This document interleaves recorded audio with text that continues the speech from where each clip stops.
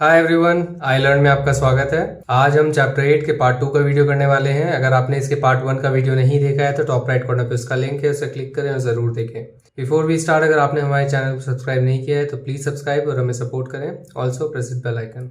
तो हमने पिछले पार्ट में देखा था कि कैसे जो ऑथर है मैक्सवेल, उन्हें फाइनली अपने फ्रेंड से एक नोट मिलता है और एक सैक में कुछ स्क्वर्म कर रहा है एंड उस सैक में बेसिकली ऑटर है, तो उनके लिए उनको ऑर्डर फ्रेंड ने भेज दिया है। तो हम उस पॉइंट से अब आगे बढ़ते हैं। Part 2। With the opening of that sack began a phase of my life that has not yet ended and may, for all I know, not end before I do.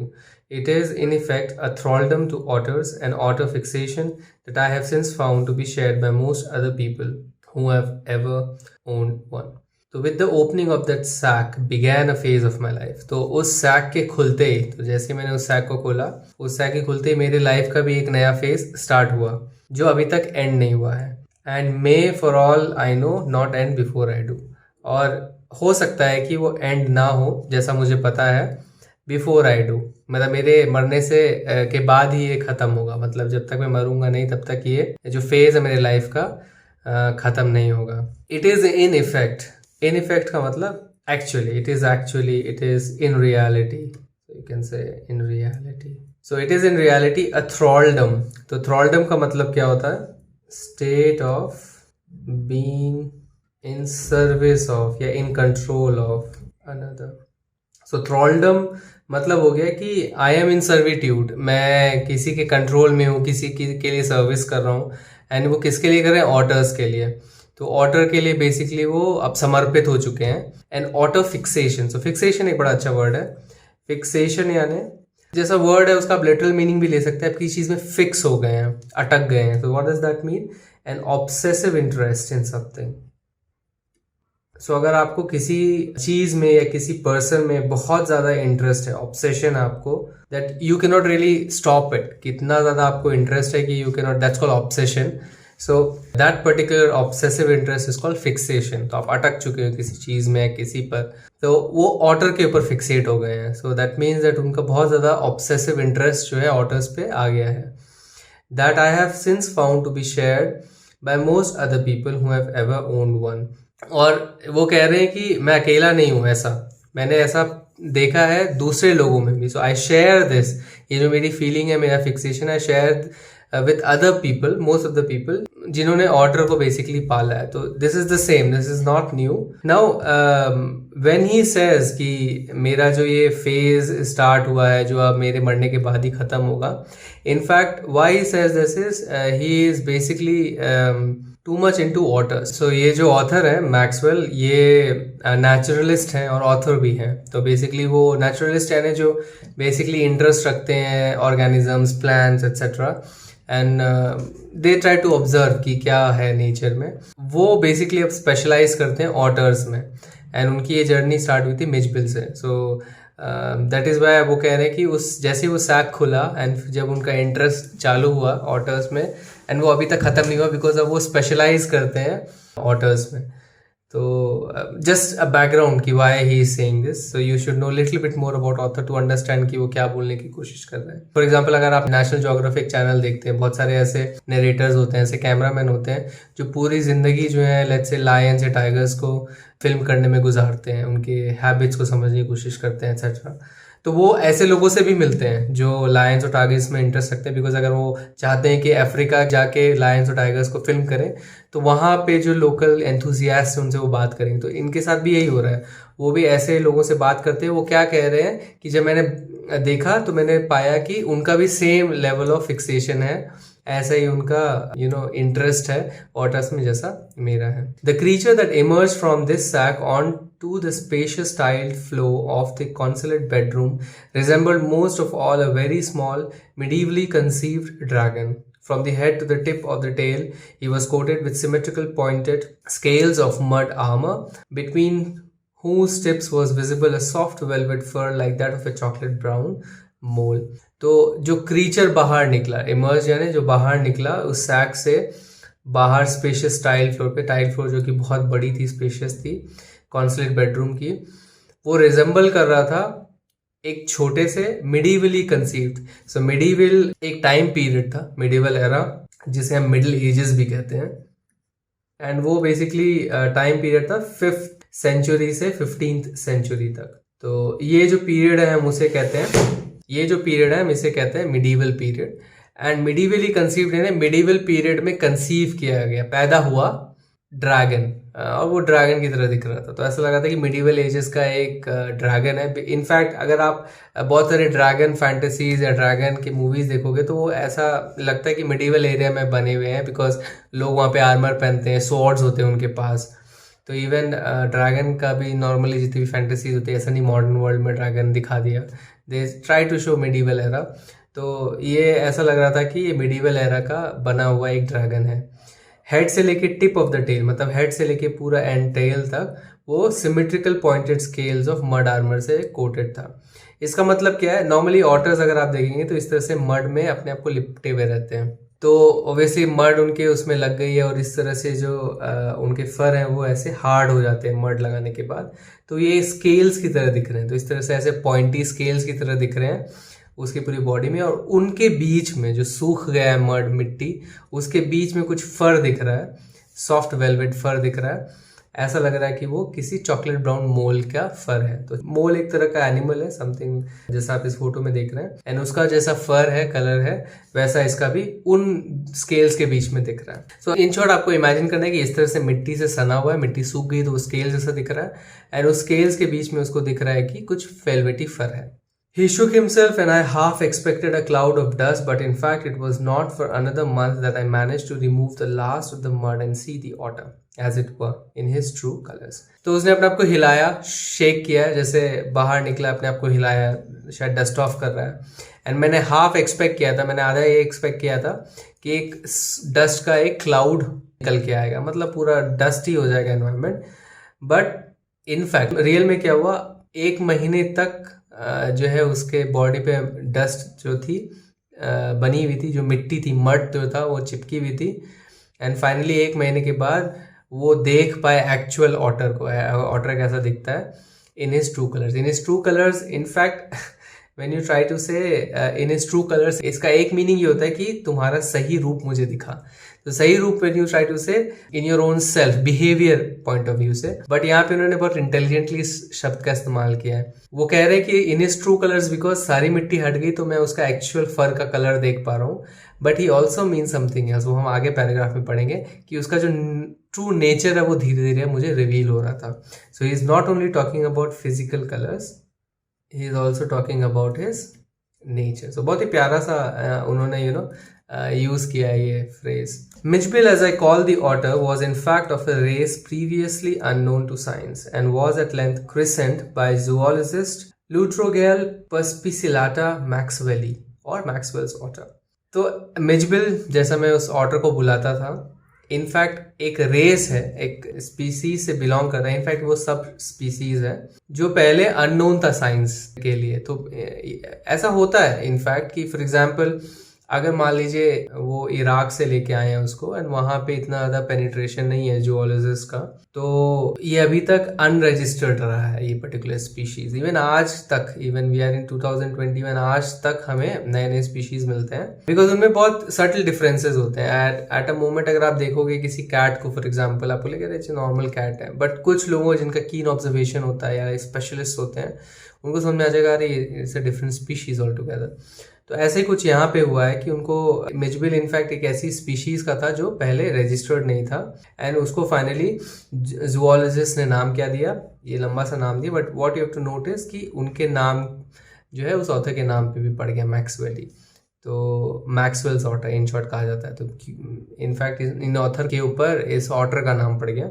For the first 24 hours Mitchbill was neither hostile nor friendly. He was simply aloof and indifferent, choosing to sleep on the floor as far as from my bed as possible. तो पहले 24 hours, पहले 24 घंटे Mijbil ना ही hostile था, hostile यानी unfriendly, सो ना ही वो unfriendly था ना ही फ्रेंडली था।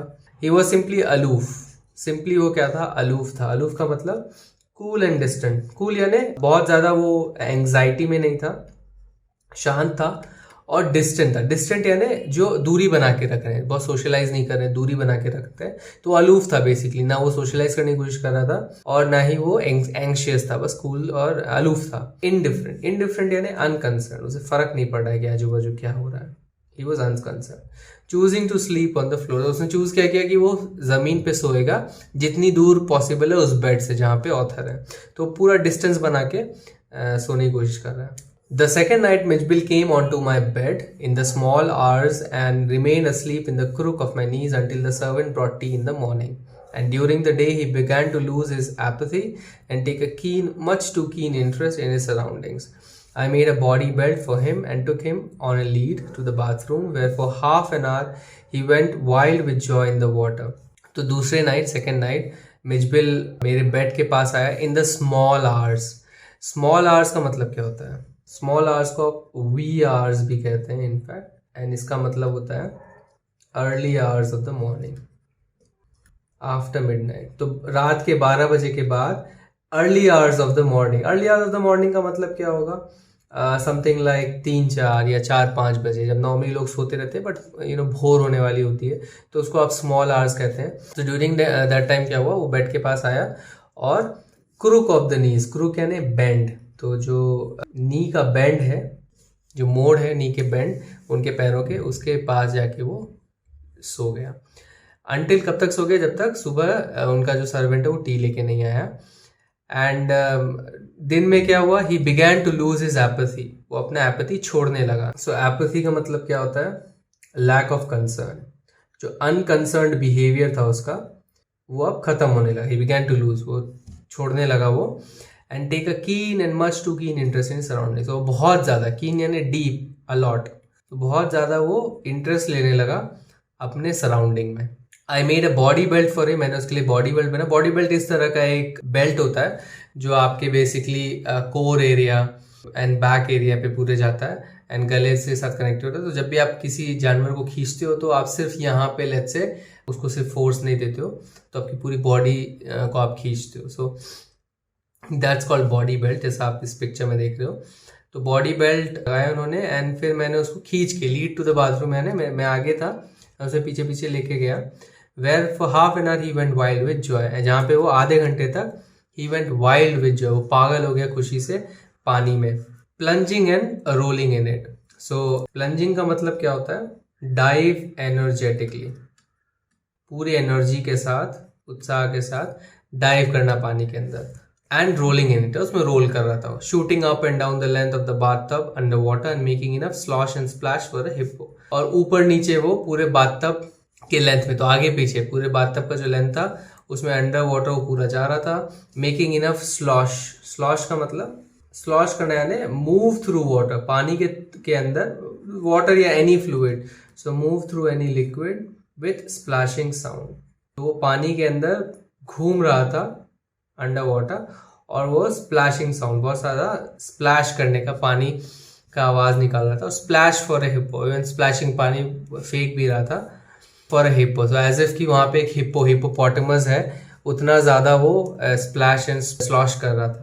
This I was to learn is a characteristic of waters. Every drop of water must be, so to speak, extended and spread about the place. A bowl must be once be overturned, or if it will not be overturned, he sat in it and splashed it until it overflows. Water must be kept on the move. This I was to learn, and वो क्या कह रहे हैं कि this, ये मैं मुझे सीखना था कि ये एक ऑटर्स की कैरेक्टरिस्टिक है, ये उनका एक फीचर है कि हर एक पानी जो भी उनको दिखता है वो स्प्रेड होना चाहिए, एक्सटेंड होना चाहिए, यानी फैल जाना चाहिए उस जगह में। अगर उनको पानी दिखा, अगर कुछ बोल दिखा जहाँ पे पानी है तो उसे ओवरटर्न करना चाहिए, उसे उल्टा देना चाहिए। अगर वो उल्टा नहीं पाते हैं उसको तो उसमें बैठ जाते हैं और पूरा स्प्लॉश कर देते हैं अंटिल इट ओवरफ्लोज, तो उस बोल में अंदर घुस जाते हैं और वो पानी को पूरा ओवरफ्लो कर देते हैं। तो उनका ये नेचर रहता है एंड वो ऑथर समझने की कोशिश कर रहे हैं कि इट इज़ लाइक कि वाटर को हमेशा मूव में रखना, मतलब वाटर हमेशा मूविंग होना चाहिए, कभी भी स्टेशनरी उनको पसंद नहीं है। And it should be moving until it overflow, जब तक वो ओवरफ्लो ना हो जाए। Water must be kept on the move and made to do things when static it is wasted and provoking. And water को हमेशा मूव में रखना चाहिए, मतलब हमेशा हिलते रहना चाहिए, वाटर इधर उधर स्प्लैश होते रहना चाहिए। मेड टू डू थिंग्स, कुछ ना कुछ करवाते रहना चाहिए पानी से। व्हेन इट इज स्टैटिक, अगर वो स्टैटिक रहा मतलब एक जगह ठहरा हुआ रहा पानी, तो वो वेस्टेड है, मतलब वेस्ट हो रहा उनके लिए। और प्रोवोकिंग है, प्रोवोकिंग यानी इरिटेटिंग, इरिटेटिंग है एंड उनको बेसिकली इनवाइट कर रहा है कि आओ और मुझे फैलाओ, तो दैट्स ऑल्सो कॉल्ड प्रोवोकिंग। सो उनके लिए पानी कभी भी स्टिल नहीं रहना चाहिए।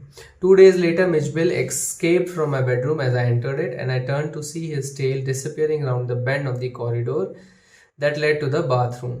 By the time I got there, तो 2 दिन के बाद मिचबिल मेरे बेडरूम से निकल के बाहर गया। मैं जैसे ही घुसा उसमें, और मैंने क्या देखा कि उसका टेल जो है कॉर्नर के अराउंड, जो कॉरिडोर है उसके बेंड के अराउंड वो डिसअपियर हुआ, मतलब उन्होंने जस्ट टेल जाते हुए देखी। तो वो जो कॉरिडोर था जहाँ पे वो जा रहा था वो बाथरूम की ओर जाता था, तो बेसिकली कह रहे हैं कि वो मुझे दिखा कि वो बाथरूम की ओर जा रहा है। By the time I got there, he was up on the end of the bathtub and fumbling at the chromium taps with his paws. I watched, amazed. In less than a minute, he had turned the tap far enough to produce a trickle of water, and after a moment or two, achieved the full flow.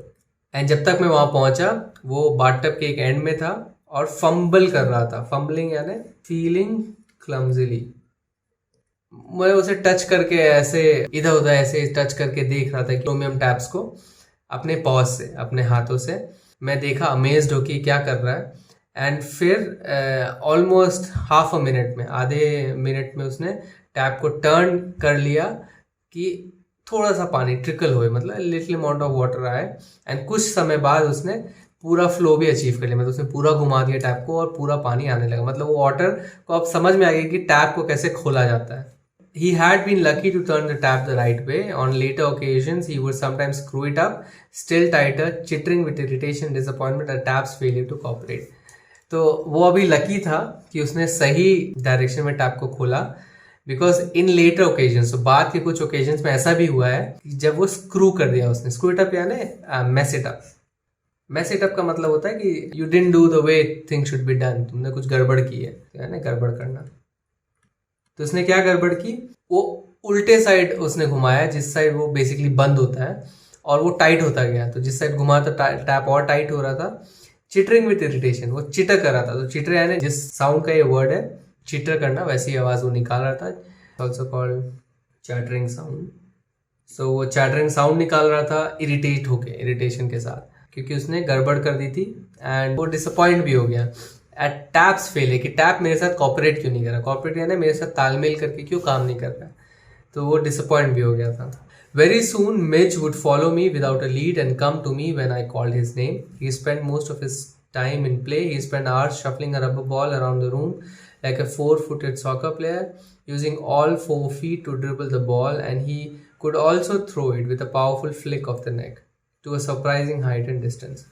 And बहुत जल्दी Mitch मुझे follow भी करने लगा बिना lead के, मतलब मुझे ऐसा लीश से उसको खींचने की ज़रूरत नहीं पड़ती थी, अपने आप मेरे को फॉलो करता था, और मैं जब भी उसका नाम बुलाता था वो मेरे पास आ जाता। And most of the time वो खेलने में गुजारता था। वो क्या करता था, वो बहुत घंटे रबर बॉल को शफल करता था। शफल करना यानी मूव रैंडमली, इधर उधर रैंडमली मूव करता था रूम के अराउंड, जैसे कि वो कोई सॉकर प्लेयर हो, 4 पैरों वाला सॉकर प्लेयर हो। एंड वो अपने सारे पैरों का इस्तेमाल करके ड्रिबल करता था। तो अगर आपने कभी फुटबॉल खेला होगा, तो सॉकर मतलब फुटबॉल होता है, तो अगर आपने कभी फुटबॉल खेला हो तो आपने देखा होगा कैसे जो प्लेयर्स होते हैं वो बॉल को के साथ दौड़ते हैं, एंड बॉल उनके आगे आगे होती है, वो धीरे धीरे टच करते हैं कि बॉल उनके साथ साथ आगे जाते रहे, एंड वो इस तरह से बॉल को लेके जाते हैं कि दूसरे प्लेयर्स जो उनसे बॉल छीन ना ले। That's called dribbling. तो वो चारों पैर से वो ड्रिबल करता था बॉल को, and he could also throw it, वो थ्रो भी कर पाता था with a powerful flick of the neck, और वो अपने नेक से, बेसिकली अपने नेक का इस्तेमाल करके, फ्लिक यानी झटके से, सो बहुत तेज झटके से वो अपने नेक से वो बॉल को थ्रो भी कर पाता था, बहुत सरप्राइजिंगली बहुत अच्छी हाइट और डिस्टेंस पे, तो बहुत ऊंचा भी और बहुत डिस्टेंस पे भी। But the real play of an otter is when he lies on his back and juggles with small objects between his paws. But otter का जो असली खेल है वो कब होता है, जब वो अपने बैक पे लाई करता है और कुछ छोटी छोटी चीज़ों से वो जगल करता रहता है। जगल या करना है ना, एक हाथ से दूसरे हाथ में फेंकना। अगर आपने जोकर को देखा होगा सर्कस में, तो वो कैसे ऐसे दोनों हाथ में बॉल्स को लेके ऐसे जगल करते रहते हैं, 3-4 बॉल को, that's called juggling. Pass on करते रहता ना एक हाथ से दूसरे हाथ पे। तो वो अपने स्मॉल ऑब्जेक्ट्स को अपने पॉज से जगल करता था। मार्बल्स उसके फेवरेट टॉय थे। Marbles were Mij's favourite toys for the past time. He would lie on his back rolling 2 or more of them up and down his wide flat belly without ever dropping one to floor। तो marbles उसके जो कंचे होते हैं उसके favourite toy थे पास time के लिए। एंड वो अपने बैक पे लेट जाता था एंड 2 और 3 मार्बल को वो रोल करता रहता था अपने बॉडी के ऊपर, अपनी फ्लैट जो उसका पेट है उसके ऊपर, बिना एक को भी फ्लोर पे गिराए। तो इतना स्किल्ड भी था वो खेलने में कि बिना फ्लोर पे गिराए वो ये करता था। तो चलिए अब हम कॉम्प्रिहेंशन चेक से क्वेश्चंस देखते हैं। What experiment did Maxwell think Camusfearna would be suitable for। तो किस एक्सपेरिमेंट के बारे में वो बात कर रहे हैं। Since his pet dog died, Maxwell was thinking of getting an otter as a pet. He thought chemist Fiona would be a suitable place for this experiment of raising an otter as a pet। तो जब उनका pet dog मर गया तो उन्होंने सोचा कि मैं एक ऑटर को रखूंगा एज अ पेट। एंड उन्होंने सोचा केमिस्ट फियरना बहुत सही जगह होगी इस एक्सपेरिमेंट के लिए कि कैसे ऑटर को पाला जाए। Otters thrive in wet areas like marshes and need a place with lot of water. तो उनका लॉजिक क्या था कि ऑटर्स जो है वेट एरिया जैसे मार्शेस में थ्राइव करते हैं, बहुत ज़्यादा तादाद में पाए जाते हैं। तो उसको एक ऐसी जगह चाहिए जहाँ पे बहुत सारा पानी हो। तो Camusfearna was located very close to body of water. Camusfearna के पास में, जैसे हमने देखा था, स्टोन थ्रोज अवे, बहुत नज़दीक था पानी। And hence Maxwell believe that it would be the ideal place to have an otter as a pet. इसलिए उनको लगा कि ये सही जगह है ऑटर के लिए as a pet. Why does he go to Basra, how long does he wait there and why. वो बसरा क्यों जाते हैं, कितना टाइम वेट करते हैं, क्यों। The writer went to Basra to collect and answer his mail from Europe. He had to wait there for 5 days, his mail did not arrive.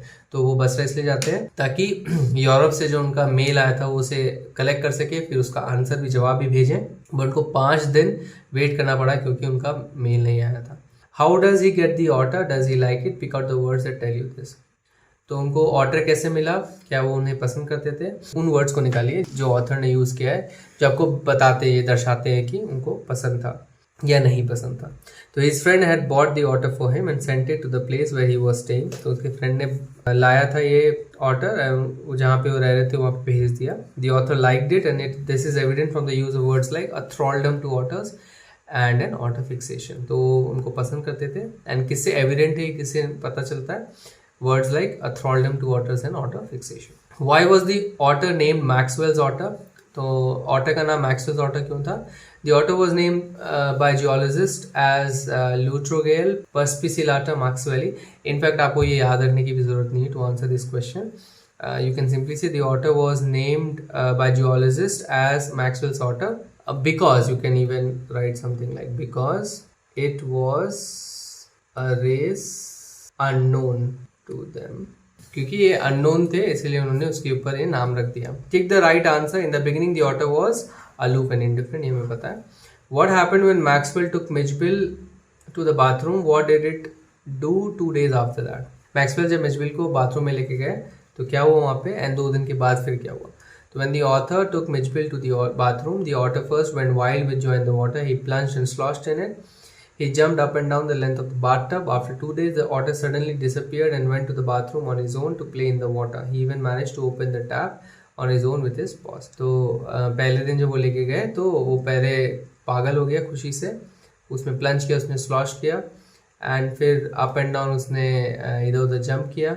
2 दिन के बाद सडनली वो डिसअपियर हो गया एंड फिर बाथरूम में गया अपने आप ताकि वो खेले पानी में। एंड वो इसने इवन टैप खोलने की भी कोशिश की and he was able to open, even manage to open the tap अपने पॉज से। Thanks for watching this video. अगर वीडियो आपको पसंद आए तो इस वीडियो को एक लाइक दीजिए, अपने कमेंट्स और फीडबैक्स कमेंट सेक्शन में लिखिए और हमारे चैनल को सब्सक्राइब कीजिए। आप हमारे चैनल को सब्सक्राइब इस गोल लोगो पे क्लिक करके सब्सक्राइब बटन दबा के कर सकते हैं। इस बेल आइकन को भी प्रेस करना ना भूलें ताकि हमारे सारे वीडियोस की नोटिफिकेशन आपको जल्द से जल्द पहुंचे।